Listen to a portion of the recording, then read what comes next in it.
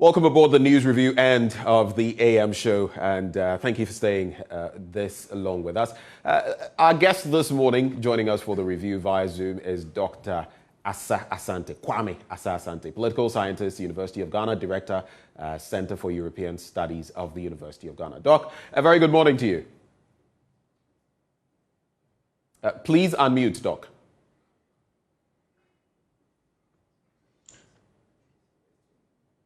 Can you hear me, Dr. Asante? Yeah, I can hear you now. Great. Good morning, my brother, and good morning to your viewers. Yeah. Great. And I never shy away from the fact that you've taught me before, so it's really good. Yeah, I know you don't recall. many years ago. And today I get to grill you a little. It's in order. It's in order. Great. Good to hear from you. Sure. Right. So let's start with the papers you have, actually. I know you have the Daily Guide newspaper as well as the Finder newspaper. So I'll start from there. Would you like to give us the headlines, or should I do that? Please do. Okay. So 5 fire officers hot over missing 30,000 Ghana cedis at the accident scene. It's the Daily Guide newspaper I'm looking at currently. And so that is a story that has been developing over time, and they are said to have, taken advantage of the situation and parted with this sum of money, or made away with this sum of money. Of course, it's still being investigated. SNIT increases benefits by 10%. Transport Council tackles 40% fare increment. The Concerned Drivers Association of Ghana, they have threatened that come Monday, the 17th, they would do that. We'll bring you the latest on that development. And then President launches 6.1 million Ghana cedi police medical fund. But Doc, I want you to take a quick look, if you may, at the SNIT increase of 10% benefits. Let me get to that story on page 3. And it says, the Social Security and National Insurance Trust, in consultation with the National Pensions Regulatory Authority, has adjusted upwards the monthly pensions benefits of pensioners by 10% for 2022. The adjustment is in line with Section 80 of the National Pensions Act 2008, Act 766, which mandates the trust to regularly increase the benefits of pensioners so as to maintain their purchasing power. Thus, all pensioners on the SNIT pension payroll as of the 31st of December 2021 will have their monthly pension increased by a fixed rate of 9.68%, plus a redistributed flat amount of 3.44 Ghana cedis. That's according to the head, the Director General, Dr. Ofori Tenkrang.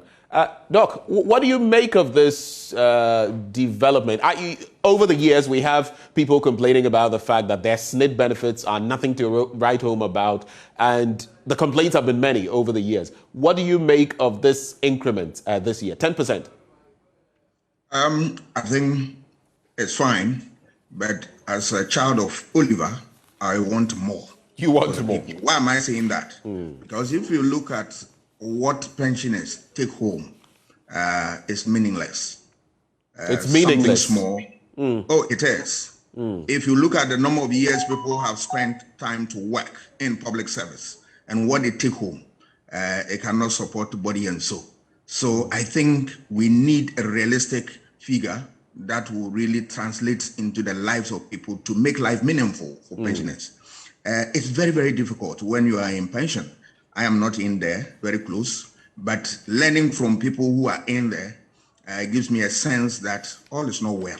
So I believe that the board should be able to sit down, reflect upon it, and then have a conversation to look at how they can push things forward to make life better for people who has crossed the 60 years age of retirement and then they have done their service to the nation. It is important we do that because that is the spirit, that is the way to go.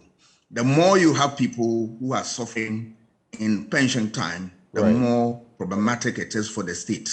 And the one way to address this problem is to have a serious discussion on this matter and then let people have something meaningful that can support them when they are in this period of their life. And apart from that, we also need to invest. Senate need to invest heavily using the resources so that they can get something to settle their clients. Right. And that feeds into the conversation about the Transport Council tackling this threat of a 40% fare increment by the Concerned Drivers Association of Ghana. Now, to paint the picture, you work for donkey years, and then at the end of 30 years, 40 years of work, you're going home with peanuts, so to speak. Even considering the day-to-day expenditure of an average person, look, fuel prices, like we all know, have gone up. They are due to go up again. The last time I made a purchase of a particular fuel product, and I'm not going to mention which station or which product, it sold at 7.33 per litre. That is if you want it, of course. But the fuel prices are inching up again. We have utility bills, we have the cost of commodities going up, and we have transport fares. Now, the threat of transport fares going up. So you see that with this mix, this cocktail, it would be very difficult for some pensioners earning the sort of peanuts you're speaking of, making ends meet or keeping body and soul together. Doc? Yes, that is the true situation we have on our hand. Anytime prices go up, you see workers are up in arms. You see everybody, because transport is an important aspect of the political life of people. So without which you cannot function. So once you begin to have prices going up, then it's a worrying situation, because the ordinary man is going to suffer. Those who are able to afford and they are in business will pass it on to consumers with regard to the services they render and the products that they supply the public. So government must find a careful balance in handling this situation. Over the years, what we have seen is the politics of it. People tell all manner of stories about it, all manner of calculation, all manner of argument. Right. But you see, if you are building a state, we are not interested in the rhetorics. We are interested in things that really work and improve a lot of people. That is how we govern. But government, when you govern by rhetorics, propaganda, and sometimes deceit, then it creates all manner of problems. Right. It is about time we ended this journey and then chart a new path that will bring smiles on the faces of the ordinary man, who are the holders and the people who maintain the democracy that we are developing. Right. And tied to that again, of course, like I mentioned elsewhere, no decision taken to increase transport fares. That's according to the Ghana Road Transport Coordinating Council. However, we've not heard from the Concerned Drivers Association of Ghana whether or not they are actually going to increase or not on Monday. That is come Monday. When you turn to page 7 of that paper, Simple Alternative Solution for Ghana's SIM card re-registration saga, and you can check out details from there. A lot of people have been queuing. The way forward is pretty murky, not so straightforward. There are new methods that have been used by the telcos, but not all of them have mitigated the situation of long winding queues. Have you attempted re-registering your SIM card or cards, Doc? I have not, because given the stories I'm hearing, I want to take time and then visit the place to do that, because it's not any meaningful news that I'm hearing from those points. I don't know why the process is becoming cumbersome and people are complaining. A simple process, as I'm thinking, people should be able to walk through within a short period of time. And why are we having such a difficulty? I think those who are handling the process should be able to come up with something that is meaningful for all of us to follow within the short period of time. Doc, I just want to find out from you, do you use more than one network or more than one phone? I use only one phone. Okay, and I suspected that because I've always had one number for you. But just an issue of concern. You can't do this while you're still on air with us. But have you ever wondered sometimes about the depletion of your credit? I'm just tying it to the re-registration conversation. Do you wonder sometimes how your credit goes? You purchase credit and all of a sudden you spend so much and you don't know how the credit went. Has that ever happened to you? It does happen sometimes. Yeah, it does sometimes happen to me. But who are you going to complain to? You have to endure the pain and move on. So the best way for me is to regulate how you make calls so as to not to incur more costs. But of course, if you are working in such an industry and you need to make calls, you can't afford to make more calls and lose more at the end of the day. That is the difficult balance we need to handle. But who am I? I'll tell you something. We all, yes, you make the calls and you must foot the bills, but there are times when we've done nothing with the credits, but they disappear, so to speak. And here's why. In the course of our news, we shared an issue about how some of these applications, we subscribe to them unknowingly, or they find ways of subscribing us innocently from our part. So unwittingly, we get onto these apps, these whatever. You will notice that sometimes you get some unsolicited messages. Oh, your health tip and music this and all of that. You never subscribe to that. But you see those text messages coming to you, and all of them come with costs, bills, anything from 10 pesos to 85 pesos to 1 cedi. Imagine each time you purchase credit, maybe that is taken out on a monthly basis or whatever. So that's a crucial issue that the telcos have to deal with now. People are unwittingly paying for what they never even subscribed for or didn't want in the first place. And that's quite an issue. We have certain codes. And maybe after we're done, I'll share some of them with you. And then you can check on your network whether you've been subscribed to some of these that you never really wanted in the first place. You just might be surprised, Doc. I will not allow you to learn. This is one of the things that I always get angry with, because I've never subscribed to any of such, platforms. Yet I'm inundated with a lot of messages, unwanted messages, and sometimes so annoying. And now that I'm getting to know that it comes with a cost, here you are.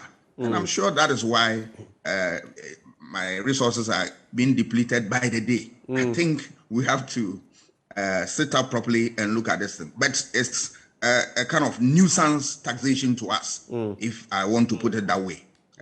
If I have not subscribed to anything, why are you putting it on my platform and I'm paying for it? That's unfair. That's unfair.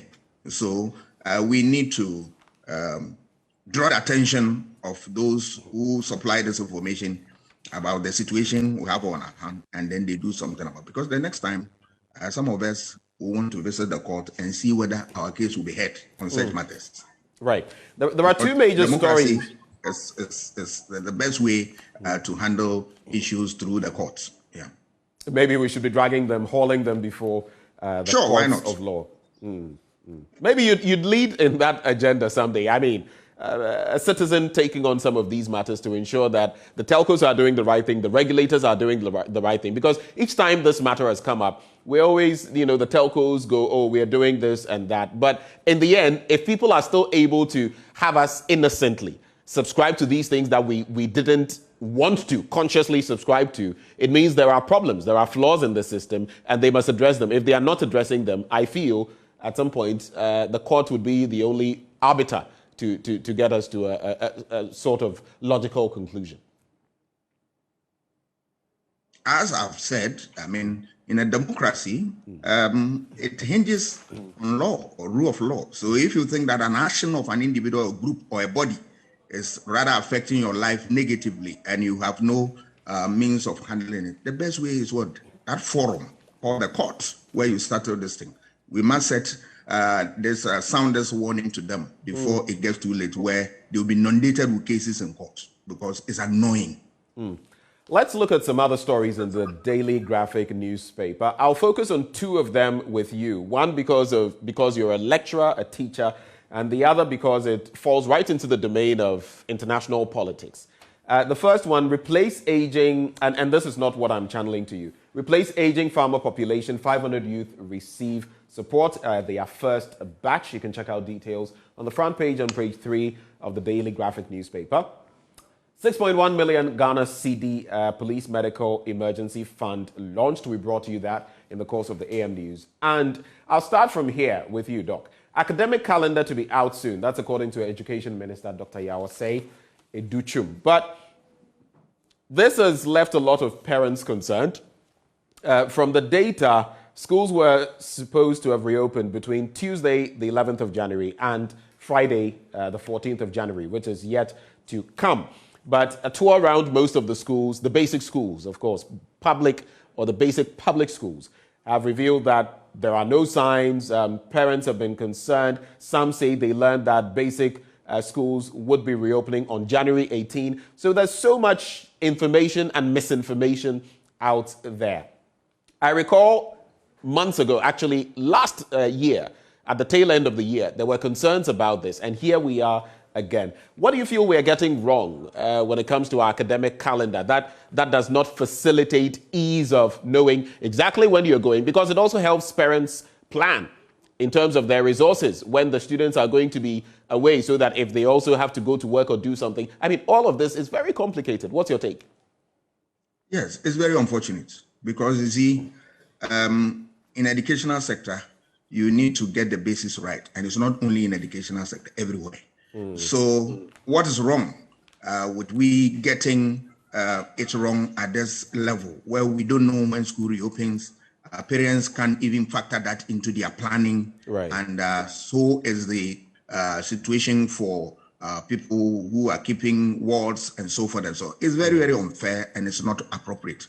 I don't know what is happening. The ministry must be able to address this thing head on. What is more is that even as at now, they still don't have the new textbooks that government promised to give to them. They Yes. change the syllabus and people continue. I don't know what type of books that they read. And it's very, very unfortunate. I have had the opportunity of seeing some textbooks on the market which bear the logo of NACA, which I know it doesn't come from NACA anyway, but in a very horrible state, and not approved ones and all that. If you create such opening, obviously you have people taking advantage of the situation and they tend to have a field day. I believe that all these things affect the basics of our education and we need to right the wrong immediately. Remember that the foundation is very critical. If you want to develop a very solid education for your country, the basics, you must get them right. The other story I want to run by you from the Daily Graphic newspaper is the Malian one. And Mali wants regional bloc to reconsider sanctions. Now, per the story, Mali's coup leader, Colonel Assimi Goïta, urged West African leaders to consider tough new economic sanctions that went into effect Monday after he announced a plan to delay new elections by 4 years. So we're looking at 5 years now. The trajectory that the ECOWAS community or the Economic Community of West African States proposed has not been accepted. They say it's too tight for them, and they're proposing a period of 5 years. But as most countries in the regional bloc halted commercial flights to Mali, the embattled nation gained an important economic lifeline from neighboring Guinea, where a similar military junta seized power last year. Authorities there announced they would keep their borders open, providing landlocked Mali with continued access to a sea port. Now, Mali is saying that it is unfair for this to be done to them, and they have also announced counter measures. And this as well plays into so much more, because we know about countries which have experienced similar situations, sanctions and all of that, and how this has even impacted, as they have been shut off, how this has impacted terrorist activity in those countries. Are we likely to see a similar situation in Mali at this point in time? What is your take on this latest development? And right before you come in, Doc, we also know that this is the first time ECOWAS is biting this hard. So is it a step in the right direction? I have a difficulty in this type of position because, you see, when you allow soldiers to come in the name of third-term agenda, where they have opportunity to change the constitution to their will, and then come with all manner of cock and bull stories, we end up in such a difficult situation. Who gave them, in the first place, who gave them the mandate to be there, to even challenge the people's will, and then that of what ECOWAS? They didn't deserve that first opportunity at all. But here you are, I blame ECOWAS for a very long time. I continue to blame them. Why? They sit down, allow leaders to change constitutions, and soldiers come to office and come in no time, they kick against the constitution and establish their own government, which doesn't represent the people. Right. And they come with all manner of policies and programs, and they want us to follow. Very unfortunate. The situation, I'm afraid, is not going to, the sanction is not going to bite anyway.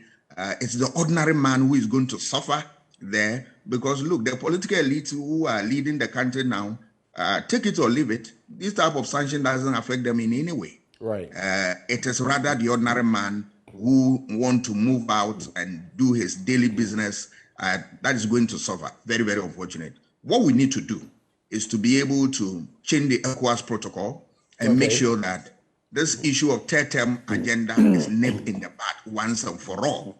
And that the highest that the state can go in terms of constitutional mandate is 2 terms. And that 2 terms, we can work within 4 or 6 years. Beyond that, we don't have to accept that. Otherwise, it's going to water down the system. This we must look at it critically. Recently, I appeared before the ECOWAS conference. I was there at the ECOWAS conference, and I made this position abundantly clear that, one, the ECOWAS leaders must bow their head in shame that when they have such recalcitrant leaders within their midst, they are not able to tell them in the face that this type of decision is wrong. You take it, and then those people will change constitution and come and sit among the committee of world leaders. That's unfair. They must get the courage, if they want to govern, and tell people in the face, and then tell them that this is not done. 2, we must also change some of the protocols so that this 2-term limit, we can't stretch it beyond what is permissible. And then we police this. And of course, citizens also must be vigilant, because as Price said, vigilance is the price of liberty. When soldiers take over constitutionally mandated regimes, and then they come out to deceive you into believing that we do ABC, it's nothing. It's just robbing Peter to pay Paul. We have seen it time and again. But citizens must be able to say no to such uprisings, so that we can have a stable democracy and a stable West Africa. Right. But these putches or coup d'etats, they leave us, and I can't help but remember some of the political science you taught me, in that Hobbesian, state where life is poor, nasty, brutish, and short, according to Thomas Hobbes. Yes. But how do you react to the fact that sometimes our very own constitutionally elected or democratically elected leaders also foster such situations? Mind you, we've had situations in certain countries like the Ivory Coast where 3rd terms have been effected where they shouldn't have. Democratically speaking. We've had the legal alteration of national constitutions. We've had rigging, corruption, sometimes blatant human right abuse or violations perpetrated. Some people will tell you, we all saw what happened in these 2 countries and I'm talking of Mali and Guinea in recent times, when their leaders, democratically elected leaders, were ousted. Some people celebrated. So what do we do with the leaders we have, democratically elected, to forestall these incidents? Once they keep happening, I believe it's only a matter of time before we keep seeing more and more of these forays or endeavors, enterprises of the military when it comes to leadership. The first thing we need to do as people who have the mandate to change this is that when we see people governing in a manner that is not in tandem with democratic tenets, we take political notice of that. And when we are given the opportunity to vote, we vote against them. Time and again, our difficulty have been that we believe in party tradition, we believe in, ideology and whatnot and whatnot. These things matter, but they do not matter in matters of this nature. Why? There's no point having a government that you trust, it comes from your tradition, and the government turn around to abuse your right and freedom. Then, as Bob Marley put it rightly, you are just a stiff-naked fool. You are in pain, and you can't express your thoughts and all that. The only opportunity given to you as a voter is that you share your views, and government can listen or not to listen. But when you get opportunity to vote, you don't spend them. You vote against them and vote against them massively. But we have failed as citizens that when we are going to vote, we consider all manner of factors and keep these moribund regimes in power, and they create all manner of difficulties. The new light is now, it is dawning on us that when we have leaders who don't govern well, we take political notice of them. And when the time comes for us to throw them out, we don't have to waste time at all. Through the ballot box, we kick them with no apologies. And I like the ferocity with which you speak there. 2 stories from the Ghanaian Times newspaper, one that I'll run by you. The first one is a bit of a surprise. It says Major Mahama murder, that's on page 3. Crime scene not cordoned off. That's according to an investigator. And Chief Inspector Samuel Ejakwa, 14th prosecution witness in the trial involving alleged murder of the late Major Maxwell Mahama, has told an Accra High Court that the crime scene of the late military officer was not cordoned off. You see the look on my face. Difficult and a very sad story. This story has been lingering on, and it's the pain in the hearts of every Ghanaian. It is my hope and prayer that the court will get to the end, and at the end of the day, will know those who are perpetrators of this crime, and the court will take the decision that will bring smiles to the family, immediate family, and the rest of the country. And I was even thinking of processes to be followed, because if the crime scene was not cordoned off, I mean, so much has been lost and all of that. But should I say this is Ghana? Sometimes we do things that are very inept, and but of course we can look at the fact that we have a new leadership of the Ghana Police Service, and things seem to be ticking in a certain direction. So maybe we should cut them some slack. I don't have a problem when the issue is with the police. My brother, let us note that the police, in spite of difficulties in terms of resources and all that, the police has been able to do their work to a certain level. That is something that we appreciate. I know that given the opportunity, they want us to get to the bottom of this matter. I don't have a problem with that. Let us give it time, and then all the resources that they need, which I'm sure the state will be in a position to provide, so that this case is settled once and for all. Then we will come at peace to whatever happened. It is very unfortunate that we lost such a fine gentleman, but I know and I trust the court that they will do justice to this matter, irrespective of the fact that we are talking about, evidence being destroyed and all that. The police have a way of getting us what we need to be put before a judge in court, and I trust the police will do that. Okay, let's quickly, the last major story I want us to look at before we just do one from the Republic Press, because we're pressed for time, is from the Ghanaian Times newspaper. It says, NLC, the National Labour Commission, invites government UTAG over industrial action. And we know that today at 2:30, that meeting will be held between UTAG and the employer, as well as NLC as arbiter. You are a university teacher. What do you make of this entire situation of your allowances, your other benefits, your single spine? I mean, I've had, and I'm not going to mention names, but a professor in the university earning something above 6,000 cedis. A professor. You compare that to other countries, and some of them say it is weird. If I get to the ultimate, point, and I'm earning 6,000 cedis, which is the cap, by the way, the final point on the single spine salary structure, then is there that incentive to even do the work I do? And my allowances are not coming. What is your take on this matter? And do you feel today's meeting will resolve anything? My brother, this problem has been lingering for a long time. And all that government have succeeded in doing is to pay lip service to this. It's very unfortunate. It's very unfortunate. Because if you have a cream of scholars like this, the big human resource that we can talk about in this country, working at this level of our educational ladder, and you handle them this way, it's very unfair and unfortunate. But it seems to me that government have deliberately, if I want to put it that way, to refuse to listen to the call of UTAG. Because what's the point of dedicating yourself to building human resource for this country and receiving pittance at the end of the day? It's very unfair. But government doesn't want to listen. UTAG will continue to maintain its position firm and then push this agenda for government to listen. Whether they like it or not, they have to listen to us.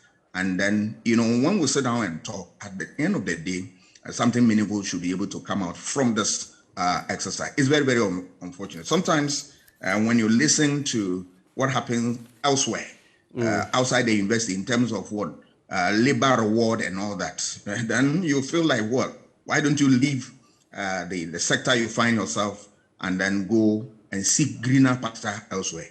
But some of us are committed, and of course, UTAG, in being here and building the capacity of our people to make this country better. So we deserve the right remuneration so that we can do this work with all the will and all our might.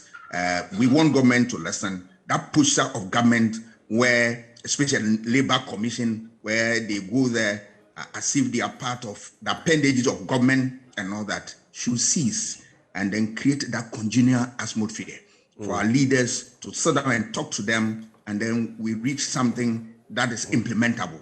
Time and again, the rhetorics have been that, oh yes, we'll listen to you, we'll do this, and then just semantics and antics. These things should not be something that we want to see in 2022. If NLC want to be serious, let them be serious now and deal with this issue head on. Because I have experienced, teachers, those university teachers on labor unrest for some time now. And especially when I was a student, I entered the university in 1994. We had industrial action for 8 months. I went through a lot of pain, a lot of suffering and all that. I'm not sure the government want to push UTAG to that era. I don't think so. So they need to do the needful so that at the end of the day, we go back to classroom and then continue our work. Right before we wrap, Doc, so government must do what is needed. The Republic Press says masses queue for COVID-19 jab, 2.8 million vaccinated so far. Have you got vaccinated? You out there? Already long time. I'm not those people who believe that, when you take injection, you are going to suffer these and all that and all that. I want to take the injection. I went to take it for the simple reason that that is the only way to go, and then damn the consequence. But thank God, I've taken it and nothing has happened to me. I continue to urge people to come along with me and then take it. Because look, at the moment, there is nothing that can help you to address this problem unless through what vaccine. And some people have all manner of theories that is going to affect me one way or the other. It's coming from this party and all that. These are nothing but bogus stories that doesn't help anybody. I'm urging Ghanaians to go in their numbers, to go and take the vaccine. We have taken it. I'm among those first group of people who took it at Lagos. And I'm moving on. Checking all my system, I'm good to go. Well, we're all good to go. I've taken my 2 shots as well. And if you out there haven't done same, it's a problem because you are exposed. Let's take a look at the Business and Financial Times. It will be on your screen, hopefully, so you can take a look at that, page 16 of the Business and Financial Times. And we'll just bring you that story very quickly. Okay, so it's about saving the Bogoso Prestea mine, and it talks about how the Ministry of Lands and Natural Resources, the Minerals Commission, and Environmental Protection Agency seem to not have been clever enough for the past 15 months to decipher the grand scheme of the CSR, FGR, and Blue International Holdings. It says the scheme by the foreign companies aimed to rid Ghana of our gold revenues and leave behind the debt of environmental remediation costs while profiting enormously from the nation's gold resources. These government institutions will surely fail woefully if these predictions from me as a local citizen in the Wassa community come to pass while they sit in Accra with all the resources and are yet unable to do what must be done. So you can get details of that on page 1516 of the Business and Financial Times. But maybe just to highlight that caption, the actual cause of these occurrences is strongly attributed to FGR and Blue International Holdings, current controllers of Bogoso Prestea mine, their inability to invest in development and expansion of the mine as predicted, and hence will lay off Ghanaian workers and pay themselves as foreigners while using Ghanaian resources. You can get details of that from the Business and Financial Times newspaper. But Doc, it appears we've just had Doc off, but thank you so much for joining the conversation. Thank you for the wealth of knowledge you've shared with us this morning. Up next, we bring you sports. Do stay.